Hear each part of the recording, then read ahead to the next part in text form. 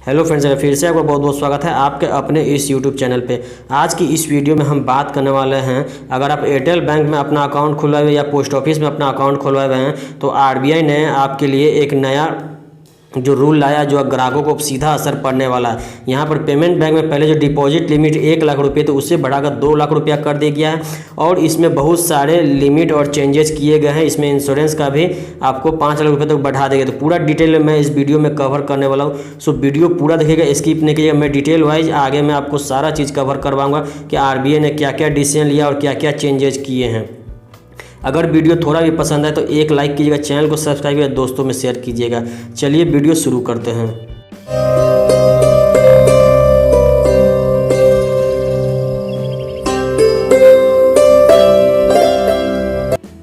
जैसे स्क्रीन पर आप यहाँ पे देख सकते हैं, पोस्ट ऑफिस और एयरटेल में खुलवाया जो खाता और खुलवाए हुए पोस्ट ऑफिस और एयरटेल में, तो पहले जो आरबीआई जो था पहले वो कम पैसा था, लेकिन अब उसे 2 लाख रुपये बढ़ाकर कर दिया। पेमेंट में डिपॉजिट या लिमिट आप कर सकते हैं। आरबीआई ने आज जो नया जो अभी लॉन्च हुआ है, जो मौद्रिक नीति के बारे में आप बताया गया, उसमें ये डिसीजन लिया गया है।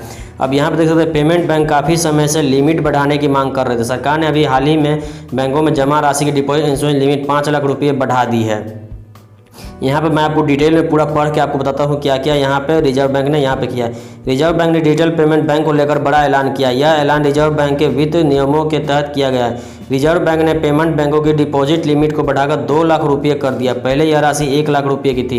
इससे देश के अलग अलग पेमेंट बैंकों को बड़ी मदद मिलेगी। इस मुद्दे के बारे में विस्तार से जानने से पहले पेमेंट बैंक के बारे में जान लेना चाहिए। दरअसल पेमेंट बैंक भी अन्य बैंकों की तरह ही होते हैं, लेकिन इनका कामकाज छोटे स्तर पर होता है और इसमें क्रेडिट का कोई जोखिम नहीं होता है। साधारण भाषा में समझें तो पेमेंट बैंक अन्य व्यावसायिक बैंकों की तरह वित्तीय कामकाज कर सकते हैं, लेकिन कुछ ज़रूरी बाधाएं हैं, जैसे कि पेमेंट बैंक लोन नहीं दे सकते या कस्टमर्स को क्रेडिट कार्ड नहीं दे सकते। अन्य व्यावसायिक बैंक यह काम बड़े स्तर पर करते हैं। पेमेंट बैंक 1 लाख रुपये तक का डिमांड डिपॉजिट स्वीकार कर सकता है, रीमेंट सर्विस दे सकता है, साथ ही mobile payment transfer, ATM, debit card, net banking और थर्ड पार्टी ट्रांसफ़र की सुविधा देती है यहाँ पे पेमेंट बैंक।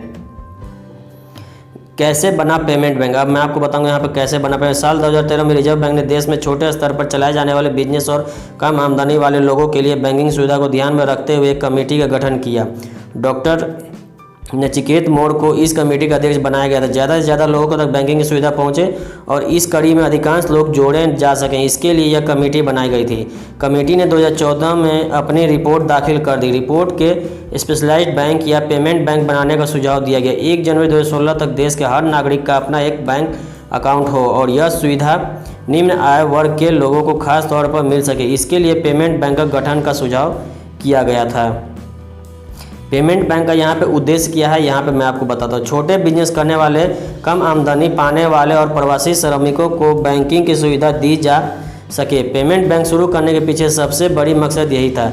इसमें टेक्नोलॉजी का इस्तेमाल ज़्यादा से ज़्यादा हो सके, खासकर मोबाइल आधारित टेक्नोलॉजी, ताकि लोगों मिनटों में पेमेंट ले और दे सके। पेमेंट बैंक के जरिए रिजर्व बैंक का उद्देश्य देश के दूर दराज इलाकों में बैंकिंग सुविधा बढ़ाने पर जोर देना। फिलहाल prepaid payment instruments PPI model के आधार पर पेमेंट बैंक चलाए जा रहे हैं। एयरटेल मनी इसी का एक नमूना है, जिसमें रिजर्व बैंक की गाइडलाइन के मुताबिक फिक्स्ड या रिकरिंग डिपॉजिट लेने की अभी अनुमति नहीं है। साल 2015 में रिजर्व बैंक ने देश के 11 आवेदकों को साल 2017 तक अपना पेमेंट बैंक बनाने की इजाज़त दी थी। नवंबर 2016 में एयरटेल ने देश का पहला पेमेंट बैंक लॉन्च किया था। यह दौर नोटबंदी का था और देश आर्थिक तंगी से जूझ रहा था। इसके बावजूद एयरटेल ने पहला पेमेंट बैंक स्थापित किया। पेमेंट बैंक के जरिए बैंकिंग की आसान सुविधा दी जाती है। इसके तहत लोग पेपरलेस बैंकिंग की सुविधा पा सकते हैं। इसमें मोबाइल बैंकिंग की फैसिलिटी भी दी जाती है। क्यूआर कार्ड आधारित पेमेंट सुविधा भी मिलती है। Payment bank third party service जैसे कि इंश्योरेंस, लोन और निवेश में भी मदद यहाँ पे करता है। अब आरबीआई ने क्या ऐलान किया यहाँ पे मैं आपको दिखाता हूँ।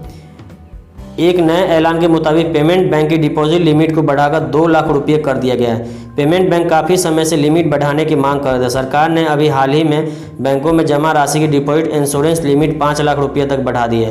पेमेंट बैंकों ने इसी आधार पर डिपॉजिट लिमिट बढ़ाने की मांग की थी, जिसे रिजर्व बैंक ने स्वीकार करते हुए 2 लाख रुपया उसे कर दिया। तो आरबीआई जो आज ऐलान किया है अपने कॉन्फ्रेंस में कि जो पहले जो था वो 1 लाख रुपया था, उसको बढ़ाकर अब 2 लाख रुपया कर दिया और इंश्योरेंस डिपॉजिट की लिमिट जो उसे 5 लाख रुपया कर दिया गया है। तो इस तरह से आप देख सकते हैं कि यहाँ पर जो आरबीआई ने आज नया जो एक ऐलान किया अपने कॉन्फ्रेंस में कि क्या पेमेंट बैंक में जो पहले था आप कर सकते थे 1 लाख, अब 2 लाख रुपया कर दिया गया। तो इस तरह से इस वीडियो में मैं आपका क्वेरी यहाँ पे आपको बताया हूँ क्या लेटेस्ट न्यूज़ था इसके आधार पर। तो आशा करते हैं आपको ये वीडियो पसंद आया होगा। अगर थोड़ा भी वीडियो पसंद आया हो तो एक लाइक करते हुए चैनल को सब्सक्राइब किया, दोस्तों में शेयर कीजिएगा। और कुछ भी प्रॉब्लम हो तो आप मुझे नीचे कमेंट में पूछ सकते हैं। तो चलिए फिर मिलते हैं एक नए वीडियो के साथ, तब तक के लिए अपना ख्याल रखिएगा। Goodbye, take care, thank you, bye bye.